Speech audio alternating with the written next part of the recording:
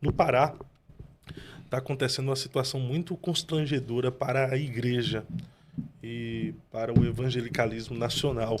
O pastor, que é o vice-presidente do estado do Pará e é presidente em Marabá, pastor Salles, estava há 6 anos em um caso de adultério com a sua própria nora.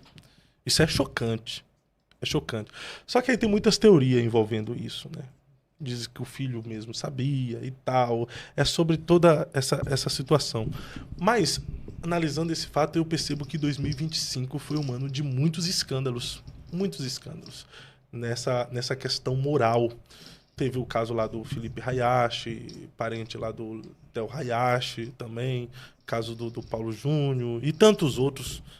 O Paulo Júnior não foi correlacionado a isso, né? O que é que está acontecendo? Esses escândalos sempre existiram, mas não tinha rede social? Ou nós estamos vivendo em um tempo em que as pessoas estão mais entregues às suas naturezas? Eu acho que a natureza humana é aquilo que nós falamos agora, há pouco, logo no começo do programa. Cada um de nós, se a gente não vigiar, a gente tem o potencial para fazer tudo isso e muito mais. Tudo isso e muito mais, se a gente não vigiar. Quando a gente olha, porque assim, é muita coisa envolvida, né? Tipo assim, adultério, tá, tudo bem. O homem, a carne é fraca, não sei o quê. Mas a esposa do meu filho não combina, né? Então, é uma coisa mais chocante ainda. Vamos lá, na linguagem jurídica é como se fosse um agravante. Com agravante. Acaba Então, sendo você tem bizarro, o né? crime com agravante, né? Então, é uma coisa mais chocante, mais feia e tal. Agora, eu não sei como que os irmãos da igreja estão, mas o meu coração está com esses irmãos, porque a gente vive falando de Jesus Cristo, aquele que perdoa pecados, aquele que perdoa o pecador. E quando acontece isso, a gente tem que se comportar como alguém assim. Nem todo mundo confessa o pecado sem que ninguém descubra. E a prova está lá em João capítulo 8, Jesus falando com a mulher que foi pega no ato do adultério. Não é que ela se converteu, se arrependeu, foi lá e confessou. Não, ela foi pega, ela foi exposta. E como que a gente se comporta assim? Por exemplo, quando chega em mim isso, eu lamento, cara. É uma coisa muito... É um lamento. Que a minha alma sente dor diante disso. E tudo que eu quero é que, sabe,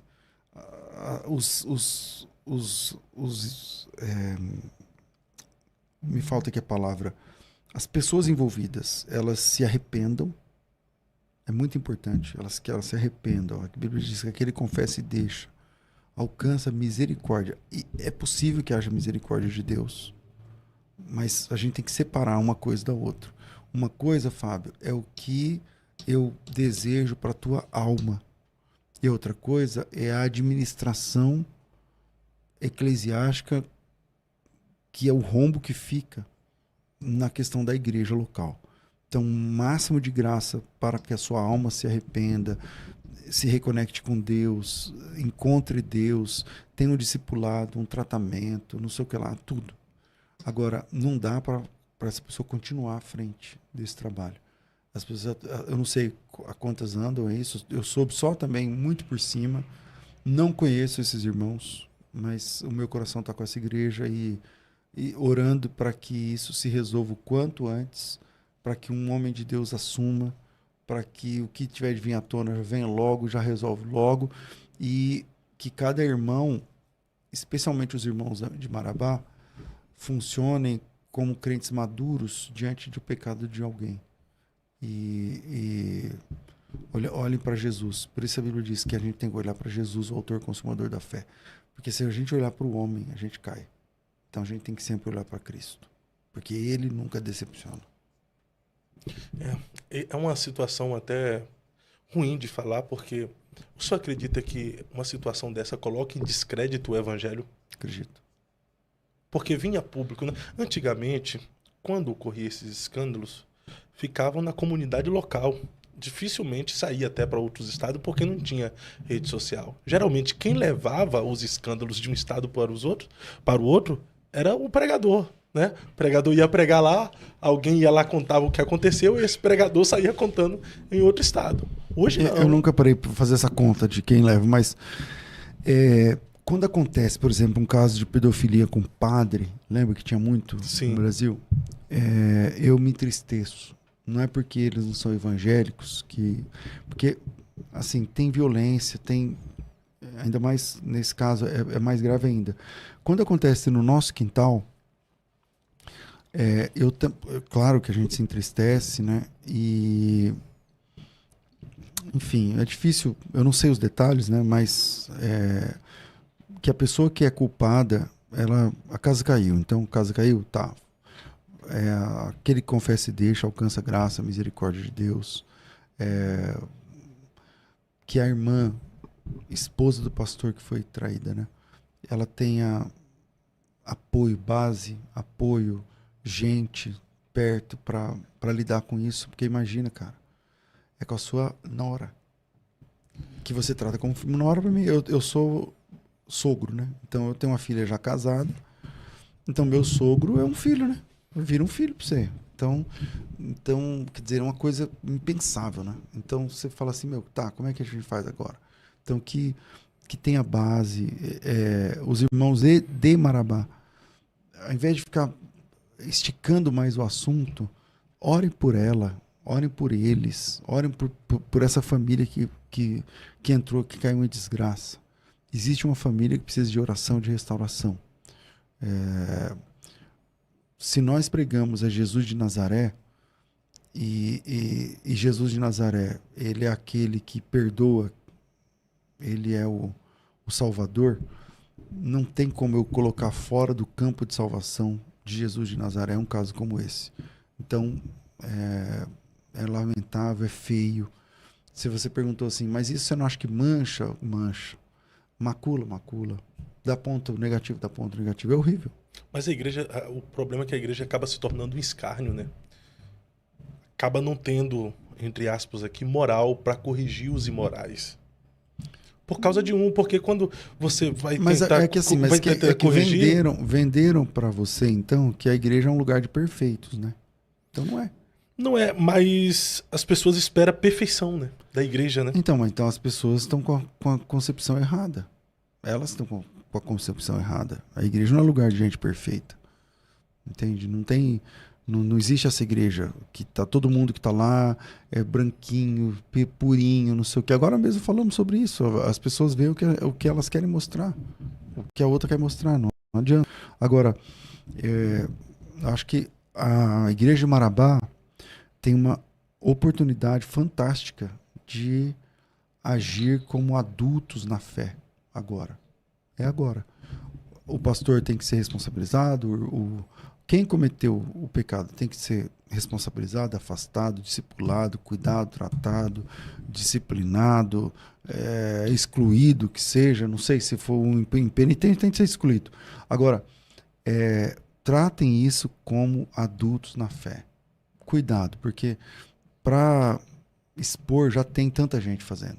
Então agora a luta é a igreja local.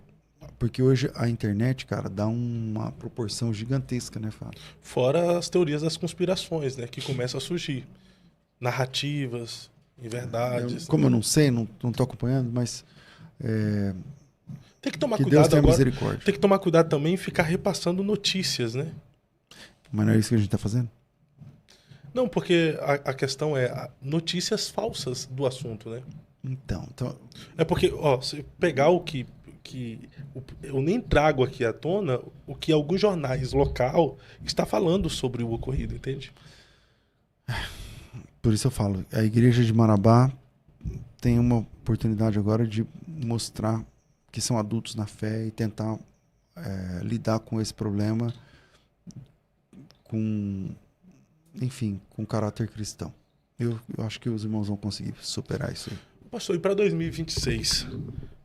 Próximo ano aí, se Jesus não voltar. a igreja, a liderança precisa estar mais no altar, consagrado ao Senhor, para evitar esse tipo de escândalo. Mas a né? maioria das igrejas é consagrada ao Senhor mesmo, Fábio. É que o escândalo, quando acontece, quantas milhares, talvez milhões de igrejas existem? Quantos aconteceu isso? Do cara ficar com a nora. Pode ser que já aconteceu outras vezes. Eu me lembro do pastor Adir, lá da Assembleia de Deus do Belém, em São Paulo, que mandou matar a nora. Então, horrível, horrível. Era meu amigo. Horrível. Agora, isso não acontece, isso não está acontecendo com todo mundo. Cuidado para a gente não generalizar. A gente tem essa tendência de generalizar. Entende? Tem muito pastor homem de Deus. A maioria dos pastores são homens de Deus. Eu acredito assim. A maioria dos pastores tentam viver uma vida santa, consagrada ao Senhor. Como né, todo pastor? crente. Como todo crente, né? Então, crente. esses escândalos, os erros, são exceções.